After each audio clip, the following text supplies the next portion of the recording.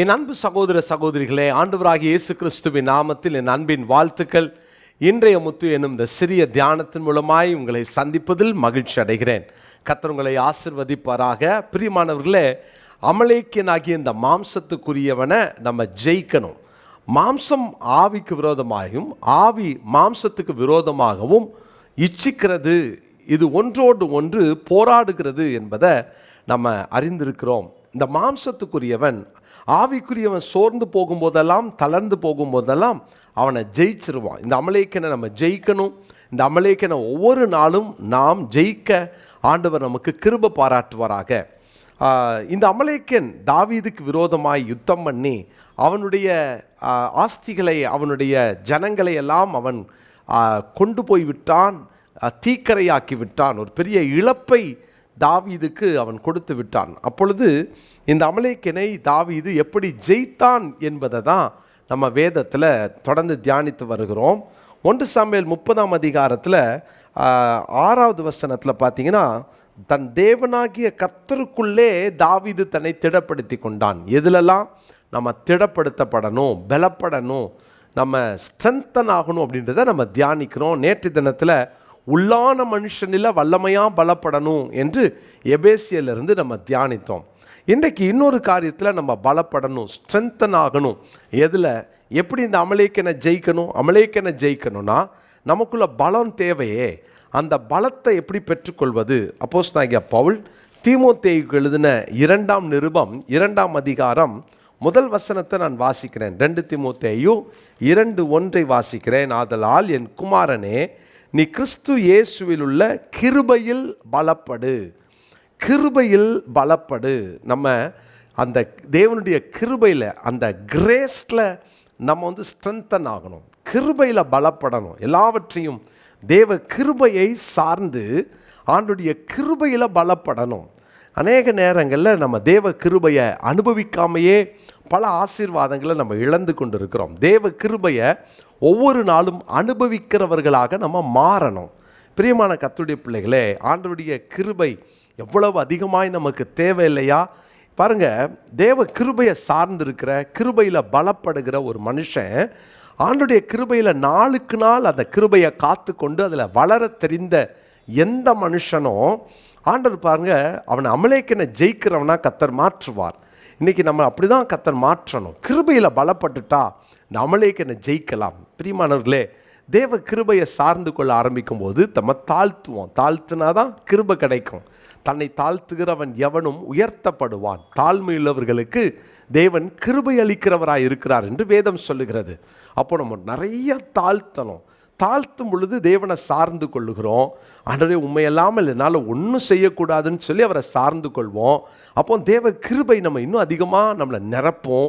அந்த கிருபையை நாளுக்கு நாள் தக்க வைத்து கொள்ளும் பொழுது நாம் அதிலே பலப்படுவோம். எல்லாவற்றிலும் ஆண்டவருடைய கிருபையை நம்ம சொல்லி ஜெபம் பண்ணுவோம். கன்னியாகுமரி மாவட்டத்தில் சாதி இயேசுதாஸ் என்ற தேவ ஊழியக்காரர் இருந்தார். எப்போதும் அவருடைய வாயில் பார்த்திங்கன்னா ஸ்தோத்திரம் இருக்கும். ஒவ்வொரு முறையும் அவர் என்ன எடுத்தாலும் சரி, யாராவது ஒருத்தன் அவரை அடிக்கிறதுக்குன்னு வந்து காலை உயர்த்தி அவரை தாக்க வந்தாலும், ஒரு மனிதன் அப்படி தான் வந்தான். காலை உயர்த்தி கழுத்து வரைக்கும் அவரை தாக்க வந்தான். அவர் திரும்பி பார்த்துட்டு ஸ்தோத்திரம் அப்படின்னார், அவ்வளோதான். அப்போது நிறைய நேரம் அவரோடு இருந்தவர்கள் கேட்டிருக்காங்களா, நிறையா ஸ்தோத்திரம் சொல்லிக்கிட்டே இருக்கீங்களே, ஜெபம் பண்ணுங்கய்யா, எனக்கு வியாதினா ஸ்தோத்திரம்னு வரான், அதுலேயே அந்த வியாதி சுகமாக இருக்குதுன்னு சாட்சி சொன்னவளை நான் கேட்டிருக்கிறேன். அவரோடு நீண்ட காலம் ஊழியம் செய்த ஒரு தேவ மனிதர், ஒரு பரிசுத்தவான் ரசல் என்ற ஒரு தேவ ஊழியரோடு நான் இரவு நீண்ட நேரங்கள் நாங்கள் உட்கார்ந்து பேசி அவரோடு நிறைய நேரம் நான் கேட்டிருக்கிறேன். அப்போ அவர் சொல்லியிருக்கிறார், அந்த கிருபையை அதிகமாய் அவர் அனுபவிப்பார், தேவ கிருபையில் எப்போதும் இருப்பார். அந்த கிருபையில் பலப்பட்டுட்டோம் அப்படின்னா நம்ம வாழ்க்கையில் இந்த அமலேக்கனை ஜெயிக்கலாம். ஒரு நாள் அமலேக்கன் உங்களை ஜெயிக்க நம்ம இடம் கொடுக்கவும் மாட்டோம். தேவனும் பாருங்கள், அந்த கிருபையை நமக்குள்ளே வச்சுருக்கிறதுனால நம்மளை கண்ட அமலேக்கன் சிதறி ஓடுவான். கிருபையில் பலப்பட்டிருக்கிறீங்களா? சின்ன விஷயத்தில் கூட ஆண்டவர் கிருபையை சார்ந்து கொள்ளுங்கள். நமக்கு கொம்பு முளைச்சிடவே கூடாது, பெருமை வந்துடவே கூடாது. சின்ன சின்ன விஷயத்துலையும் அப்பா கிருபப்பா, கிருபப்பா, உங்கள் கிருபப்பா, உங்கள் கிருபை தாங்கப்பா. டெய்லி காலையிலேருந்து கிருபை கேளுங்களேன். ஒருவேளை சில நேரம் சில பலவீனங்களோடு போராடலாம். சில பலவீனங்களை உங்கள் வாழ்க்கையில் நீங்கள் ஒவ்வொரு நாளும் சந்திக்கலாம். டெய்லி கேளுங்க, உங்கள் கிருபை தாங்கன்னு கேளுங்க. அதுதான் அப்போஸ்தலனாகிய பவுல் 2 கொரிந்தியர் 12ஆம் அதிகாரத்தில் 8-9ஆம் வசனத்தில் அவர் சொல்கிறார் பாருங்களேன். அது என்னை விட்டு நீங்கும்படிக்கு, அந்த பலவீனம் என்னை விட்டு நீங்கும்படிக்கு நான் 3 தரம் கர்த்தரிடத்தில் வேண்டிக் கொண்டேன். அதற்கு அவர், என் கிருபை உனக்கு போதும், பலவீனத்திலே என் பலம் பூரணமாய் விளங்கும் என்றார். ஆகையால் கிறிஸ்துவின் வல்லமை என் மேல் தங்கும்படி என் பலவீனங்களை குறித்து நான் மிகவும் சந்தோஷமாய் மேன்மை பாராட்டுவேன்.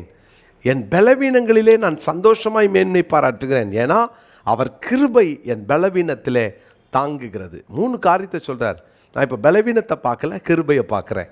2வது, நான் பலவீனத்தை குறித்து சோர்ந்து போகலை, பலவீனத்தை குறித்து மேன்மை பாராட்டுகிறேன். 3வது, பிலிப்பியர் 4:13 சொல்கிறார் இல்லையா, என்னை பலப்படுத்துகிற கிறிஸ்துவினாலே எல்லாவற்றையும் செய்ய எனக்கு பலன் உண்டுன்னு சொல்கிறார் இல்லையா. அப்போது பலவீனத்தில் பலப்படுத்துகிறவரை பிடித்து கொண்ட பவுல். முதல்ல சொன்னேன், பலவீனத்தை பார்க்காத பவுல். 2வது, பலவீனத்தில் மேன்மை பாராட்டுகிற பவுல். 3வது, பலவீனத்தில் பலப்படுத்துகிறவரை பிடித்து கொண்ட பவுல். இந்த 3 அனுபவம் நமக்குள்ளே டெய்லி இருந்தால் நம்மளும் கிறிஸ்துவின் கிருபையில் பலப்படுவோம், அந்த அமலேக்கனை ஜெயிப்போம். தாவீது கர்த்தருக்குள் தன்னை திடப்படுத்தி கொண்டான். அந்த நாளுக்குரிய மனப்பாட வசனம் 2 கொரிந்தியர் 12:9 மனப்பாட வசனமாய் குறித்து கொள்ளுங்கள். டெய்லி மனப்பாடம் பண்ணிடுங்க. ஒரு வசனம் தானே, நமக்கு எவ்வளோ ஆசீர்வாதம் தெரியுமா. கர்த்தர் நிச்சயமாக உங்களை ஆசீர்வதிப்பார். ஜெபிக்கலாம். நல்ல தகப்பனே, இந்த நாளுக்காக ஸ்தோத்திரம். நாங்கள் கிறிஸ்துவின் கிருபையில் பலப்பட கிருபை தாரும். நாங்கள் ஒவ்வொரு நாளும் இந்த கிருபையை காத்து கொண்டு கிருபையிலே வளர, ஆண்டவரே, கிருபைக்காக எங்களை இன்னும் தாழ்த்த உதவி செய்யும். நாங்கள் ஆண்டவரே நிற்பதும் நிர்மூலமாகாதிருப்பதும் உம்முடைய கிருபை என்பதை ஆண்டவரே நாங்கள் மனதார அறிக்கை பண்ணுகிறோம். அந்த கிருபையில் நாங்கள் நாளுக்கு நாள் பலப்படுவதற்கு இன்றைக்கி நீர் கற்றுக் கொடுத்த சத்தியத்திற்காக நன்றி. உங்களை மாத்திரம் சார்ந்து ஓட கிருபை தாரும். இயேசுவின் நாமத்தில் ஜெபிக்கிறோம் நல்ல பிதாவே, ஆமேன். அன்பு சகோதர சகோதரிகளே, ஆண்டவராகிய இயேசு கிறிஸ்துவின் நாமத்தில் என் அன்பின் வாழ்த்துக்கள். விக்டோரியஸ் மினிஸ்ட்ரிஸ் பைபிள் இன்ஸ்டியூட் மூலமாக 9வது அணி, இந்த 9th பேட்ச் பிடிஹெச்சுக்கான இந்த வகுப்பை துவங்கவிருக்கிறோம். இது 3 ஆண்டுகள் இரவு செவ்வாய் மற்றும் புதன்கிழமைகளிலே இரவு 7:30 மணிக்கு துவங்கி 8:45 மணி வரை நடைபெறும். இது ஜூம் மூலமாய் நடைபெறுகிற வகுப்புகள். ஸோ இதை பார்க்குறவங்க இதை மற்றவர்களுக்கு நீங்கள் அனுப்பி வைங்க.